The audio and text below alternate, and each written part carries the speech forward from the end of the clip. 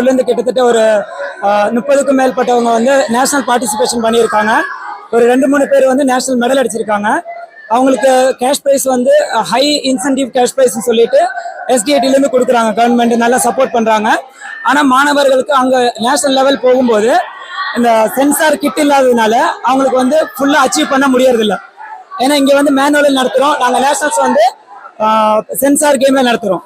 அங்கே போகும்போது ஆட்டோமேட்டிக்காக அவங்களுக்கு வந்து அதில் விளையாட முடியறதில்ல. ஏற்கனவே நாங்கள் வந்து நிறையா வந்து ஸ்போர்ட்ஸ் மினிஸ்டர் கிட்ட கோரிக்கை வச்சுருக்கோம். அது இன்னும் வந்து நிறைவேறாமல் இருக்குது. அது எல்லா டிஸ்ட்ரிக்ட்டுக்கும் ஒவ்வொரு சென்சார் கிட்டு இந்த டேக்வாண்டோ கேமுக்கு வந்து அவங்க பண்ணிட்டோம் அப்படின்னாங்கன்னா மாணவர்களோட வளர்ச்சி ரொம்ப நல்லா இருக்கும். அப்போ தான் நம்ம வந்து அடுத்த ஒலிம்பிக்ஸில் தமிழ்நாட்டில் இருந்து கண்டிப்பாக குறிப்பிட்ட கோயம்புத்தூர்லேருந்து கண்டிப்பாக பார்ட்டிசிபேஷன் பண்ண முடியும். ஏற்கனவே நம்மளோட ஒரு கார்பரேஷன் ஸ்கூல் ஒரு மாணவன் சதாம் ஹுசேன் சொல்லிட்டு ஒரு மாணவன் அவர் வந்து பேரா ஒலிம்பிக்ஸ் வந்து அட்டன் பண்ணியிருக்காங்க. அவருக்கும் இதே ப்ராப்ளம் தான் இருக்கு.